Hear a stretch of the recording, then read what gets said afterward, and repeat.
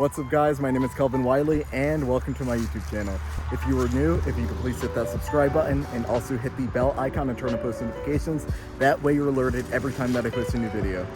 So today is a continuation from last week's video. If you have yet to see last week's video, I encourage you to watch it. I'll leave a link above me for you to click on so that you can get caught up. I found some pretty cool things last week, but I'm super excited to see what I can find today. So without further ado, let's get right into the video and let's see what I can find. So I just came in contact with a robber fly. Not exactly sure of the species because a lot of them look very similar, but I'm going to try to catch it right now. Got it. There we go. You see that? Alright, so I'm going to try to get this guy out so I can show you guys a closer view of it and explain a little bit about a robber fly. Alright, so this right here is a robber fly. Like I said, I don't know the exact species, but it is a robber fly nonetheless. Robber flies belong to the fly family known as Acilidae, and within this family are robber flies, which are all predatory and they are also all venomous. So what robber flies do is they sit on a perch, such as a tree branch or some type of high plant, like plant stalks or whatever, and they just sit and wait, and when they see an unsuspecting insect, they then act like a hawk. They go and fly, swoop down, grab their prey, and then immediately inject venom into it through that mouth part right there, that pointy mouth part, which is called a hypopharynx, and it pierces the exoskeleton of its prey, releasing venom, and it does exactly as what the wheel bug does, believe it or not. It paralyzes its prey, and it also destroys and liquefies the internal tissues of its prey's body. And then once those tissues are all broken down, the robber fly then goes and drinks up all of the digested bits and parts of its prey's body, which is pretty cool. So think of it like a wheel bug, but the fly version of a wheel bug. So I'm gonna let this guy go right now. Oh, there we go. All right, let's move on to the next. Let's see what else I can find. Oh, I see a green June beetle right on the ground. So here we go. Actually, I'm gonna try getting with my hands. There we go, you see him?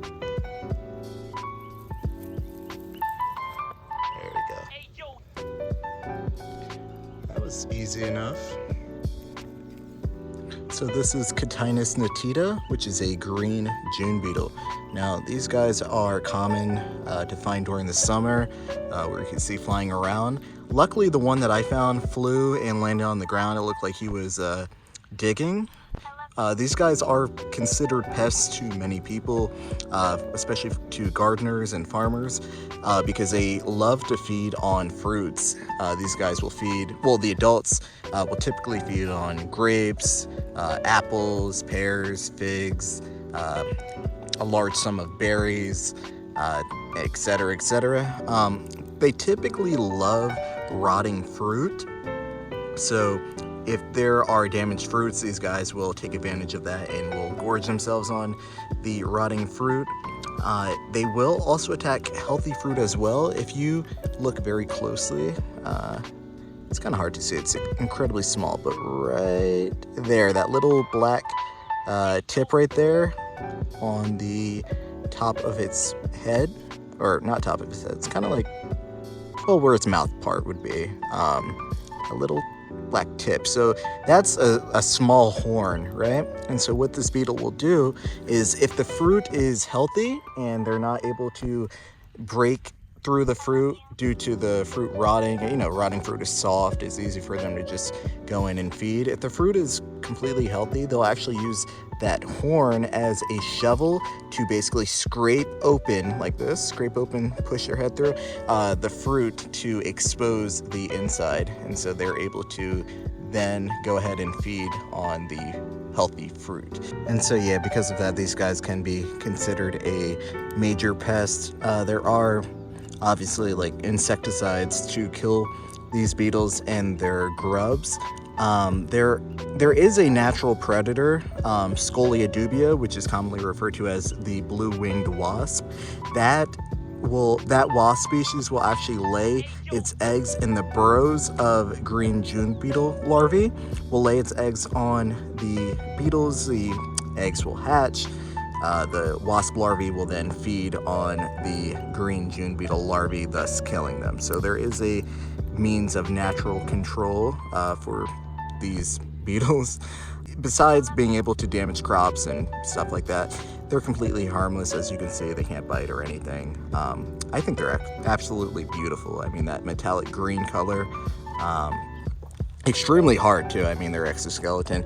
If you ever seen these guys fly during the summer, they typically are very clumsy. Sometimes they'll fly into windows and buildings and stuff like that, and it'll make quite of a loud noise. But yeah, this one wants to go now, so I'm gonna let him go. There we go. Oh, perfect. Oh my gosh. All right, Ammophila procera, thread-waisted wasp right here. Wait till it lands again. Hold on. Forgive me if you guys can't see it. It's, you know, my camera's not that. Go. Got it. There we go. Can you see it? All right.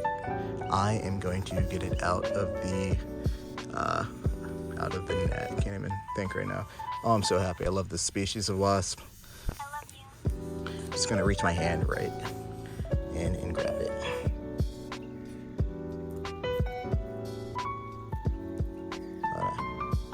Here we go. Got it. Okay. Make sure it does not fly out. Hold on. So, let me just get situated here.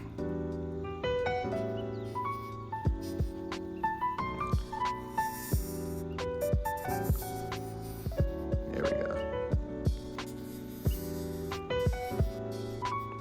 Yes, it is biting me.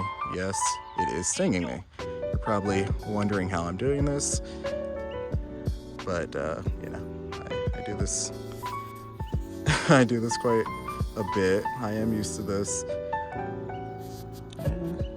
Species loves to sting, as you can see. Well, there's some blood that it just drew from injecting. Oh, there's another spot. Now, this wasn't meant to be a stinging video, but if I'm going to handle a wasp, I mean, that's just going to be expected. But if you guys follow me on Instagram, then you will have known, oh, there it is again. You will have known that I just recently did a post about these wasps. I love this species.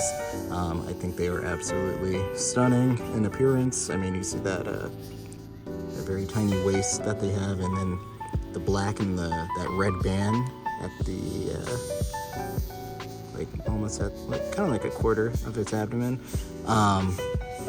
I just think it looks absolutely beautiful.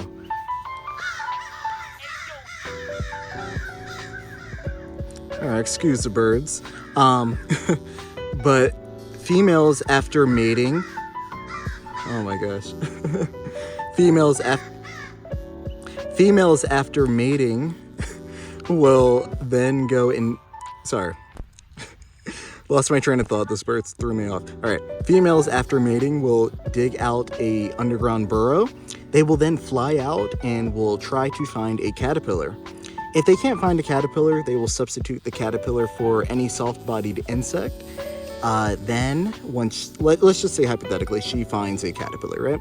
She will then sting the caterpillar, like let's say my finger's a caterpillar, boom, boom, boom, boom, boom, sting the caterpillar, inject venom into it. Now, the venom will not kill the caterpillar, but it will leave the caterpillar completely paralyzed and unable to move. Then she will then, as you can see, the females are equipped with large, sharp mandibles, as you can see. She will grab the caterpillar inside of her large mandibles and will fly the paralyzed caterpillar back to her underground burrow. right? Once she brings the caterpillar underground, she will then lay a single egg on the body of the caterpillar. About 2 days later, the egg will hatch and out pops the tiny thread-waisted wasp larva. The wasp larva will then feed on the paralyzed caterpillar's body for about 5 days straight. Now, the caterpillar is pretty much alive. It's paralyzed, but it is alive, so they do get eaten alive.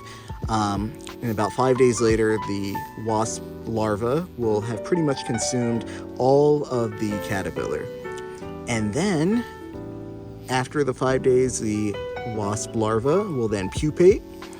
And then a few days later, it emerges out of its underground burrow as an adult common thread-waisted wasp. So that is the life cycle of this beautiful wasp species. So I think that'll be enough for today. I think I caught some pretty cool stuff. I'm just going to release her after I do my outro, so I will do my outro now. I hope you guys enjoyed the video. If you did, if you could please leave a like and a comment.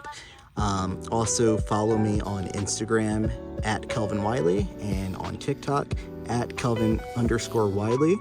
Check out my website as well. That is kelvinwiley.net. Everything will be in the description box below. If you guys enjoyed this type of content, me going outside and finding things and explaining it, I could definitely do more of it. If you liked it, please let me know in the comments, because I will be more than happy to, do more videos like this. But yeah, hope you guys enjoyed it. See you guys in the next video.